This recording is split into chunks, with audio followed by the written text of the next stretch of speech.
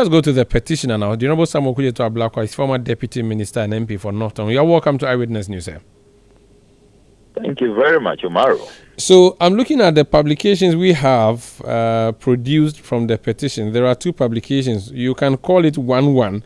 One being CHRAJ is recommending the prosecution of members, boards of trustees of the National Cathedral, which would be a win for you. But the other story is CHRAJ clears Reverend Kusi Boateng of dual identity and financial misconduct allegations. Which one would you want to take first? Anyone you want me to. So let's start off with the negative one against you, that everything you have said in the past about he having a double identity, having dual names and all of those things, CHRAJ, which is an institution you petitioned, has said there's no question to be answered on that. How do you respond? Your summary of the CHRAJ report is not what I get when I read the CHRAJ report. And you may have to read the report again. CHRAJ only says on the matter of passports that when they went into the database of passports, they found out that all passports were in a particular name, Kwabena Edu Jemfi. That's all what CHRAJ is saying. And that confirms the point I have always made, that he was appointed as Victor Kusi Boateng to the board, has not disputed the double identity scam he engaged in. Indeed, when you read the report fully, CHRAJ says that they are recommending the double identity scam he engaged in to the Attorney General for further investigation. Because I produced evidence from the DVLA, where over there in the DVLA database, he operates as Victor Kusi Boateng. I also produced evidence from the GRA, the Ghana Revenue Authority, where he is operating in a dual capacity. He has a set of companies he incorporated under the name Victor Kusi Boateng with a different mother, a different date of birth, 2 years apart. And then a different set of companies he operates as Kwabena Edu Jemfi. CHRAJ is saying that all of those matters, the Attorney General should investigate them. But it is only on the issue of passports that they found out that he doesn't have two different passports. All the passports are in the name Kwabena Edu Jemfi. So I am shocked to be seeing headlines that he has been exonerated. Exonerated on what? The fact that he has engaged in a double identity scam has not been cleared. Read the CHRAJ report carefully. He has not been cleared of that. And don't forget that a high court, the Human Rights Court, had the opportunity to go into this matter.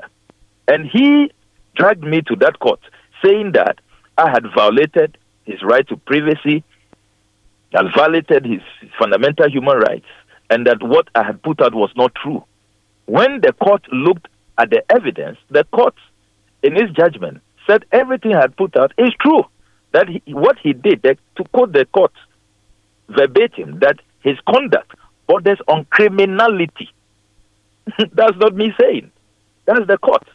So let's be careful. There's a lot of propaganda out there. I know that election season, this is somebody who we all know is a top advisor to Bawumia and Akufo-Addo.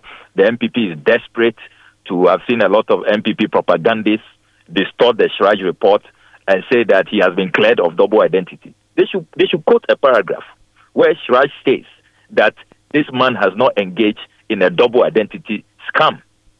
I challenge them to produce any portion of the report. All CHRAJ has said is that they didn't find two passports in two different names. But doesn't it hit you as strange that somebody is appointed as Victor Kusi Boateng, official capacity, official position, and then when it comes to a diplomatic passport being issued for the person to carry out his official assignment, it is issued in a different name, Kwabena Edu Jemfi. So this is, look, until my expose, who in this country knew that Victor Kusi Boateng was Kwabena Edu Jemfi? Who? So this is actually a confirmation of everything I've put out.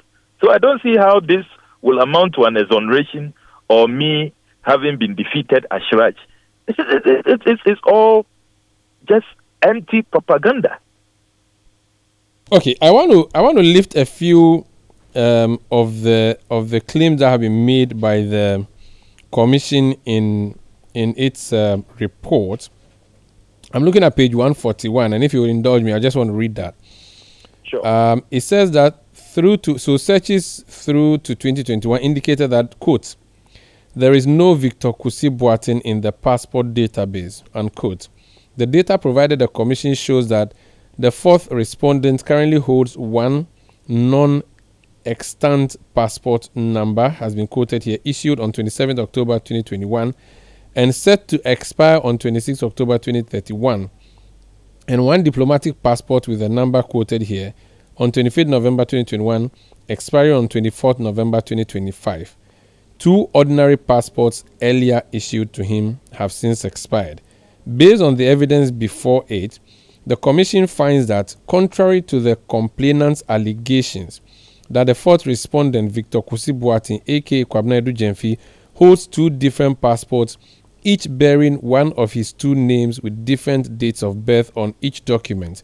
The fourth respondent rather holds one diplomatic and one ordinary passport only under his name, Kwabena Edu Gyamfi. For avoidance of doubt, at no point in time has the fourth respondent been issued a passport under his name, Victor Kusi Boateng. So this is in response to the issue 7 in your petition. Now, if you look at that carefully, the commission is saying that in your petition, you allege that he had two different passports with two different names and two different dates of birth. The commission is saying it has not found any such thing. Yes, that is on passports. And the foreign minister said same in Parliament when I filed a question on this matter. The foreign minister, if you recall, and listeners can Google this, the foreign minister said that the passports issued to Victor Kusi Boateng were issued to him in the name Kwabena Edu Gyamfi. CHRAJ should have proceeded to analyze all the other IDs. Why did CHRAJ, in this particular paragraph, in this page, why did they focus on only the passport database? Why didn't they go into the DVLA database, where he operates as Victor Kusi Boateng? Why didn't they go into the GRA database, where he operates as both Victor Kusi Boateng and Kwabena Edu Gyamfi with different things? Then Ghana card database.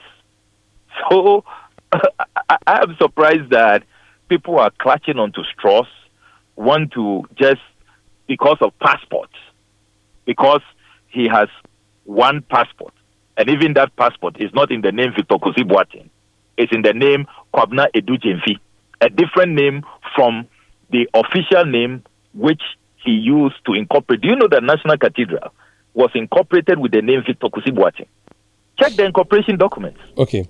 I produced all of this at the CHRAJ hearings. On the issue of conflict of interest, again, the commission does not find for you. How do you respond to that in the issue of the company that he owned, and which company's ownership you thought amounted to conflict of interest? The commission did not hold for you in that one either. Yes, another interesting decision by CHRAJ. And when you read the CHRAJ report carefully, CHRAJ is saying that they lacked documentation.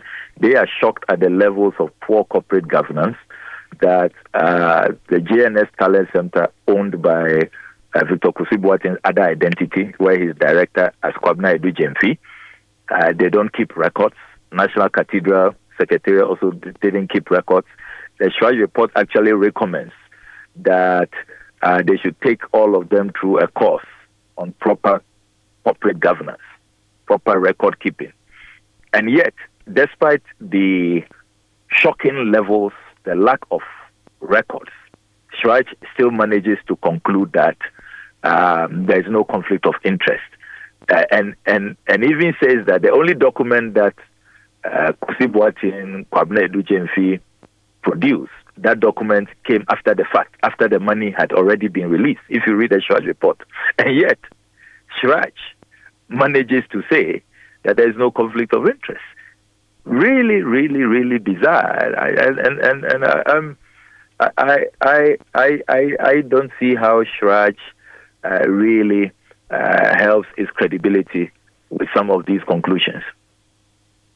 Okay, finally, let's go to the other side that you can describe as victorious for you. The commission has asked that there should be prosecution of the members of the trust that is governing the National Cathedral. I don't know what you make of that. Hello? Apologies, I've lost Honorable Samuel Kujeto Ablakwa. If we're able to re-establish connection with him, I'll ask him that question. This is Eyewitness News on 97.3 Citi FM. This morning, the Herald newspaper put up a publication in relation to the abduction of an officer of Emirates Airlines here in Ghana. I have seen that publication, which was heralded, actually, emphasis on mine, by the Ghana Police Service on the abduction of this particular individual.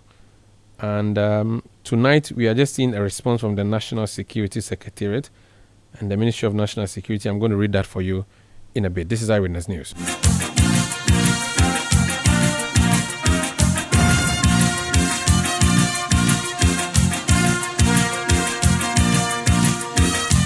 So the Herald newspapers published today that National Security and NIB operatives kidnapped Emirates manager. The story says for refusing to delay Dubai-bound flight or for powerful intoxicated officials. The Herald has uncovered chilling developments revealing that operatives of the Ghana National Security, especially from the National Intelligence Bureau, under the instruction of Nana Atubraqueku, were involved in last Thursday's kidnapping of Sylvia Patience Bar, the airport services manager for Emirates Airlines in Accra.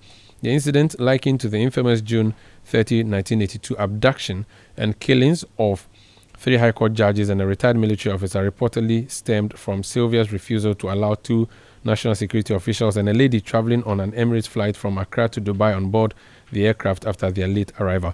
So there's a response from National Security to this story, which I'll be reading for you in a bit. But let me go back and conclude that interview with Honorable Samuel Kujeto Ablakwa. Honorable, I was asking you what your comment on the prosecution proposal by CHRAJ is on the board trustees of the board of the National Cathedral Secretariat.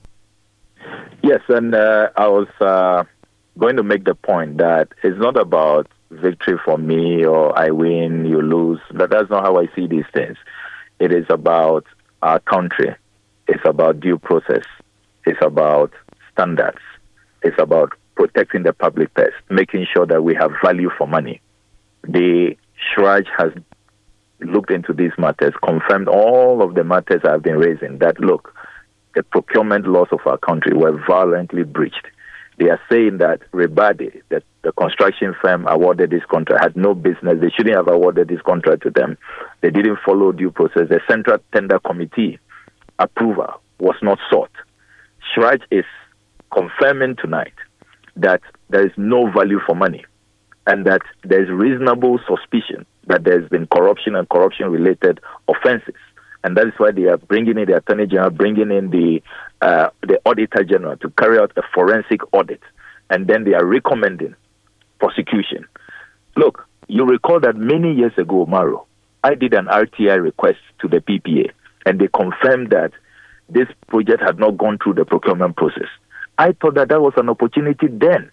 Instead of denials upon denials and they just, conducting themselves with impunity. They have had many, many opportunities. Look, in Parliament, we said many years ago, why don't you come clean? If this is a national project, let's have a national discussion. Let's open up. Let's be transparent. Don't lie to us that you are not using public funds. It's a private project. Only for you to be withdrawing public funds on our blind side. Come clean. Open up. Level up with us. Follow the due process. If they had listened to us years ago, we would not be where we are. So it is really, really regrettable that such eminent clergymen will be put in this horrible situation just because of impunity, lack of due process, just a penchant to just be corrupt and not be accountable right from the presidency. And this is what has ended up where we are. Thank you for speaking to us, sir. You're welcome. That's Honorable Samuel Ablakwa, is NDC Member of Parliament for North Tongue, a former Deputy Minister of State.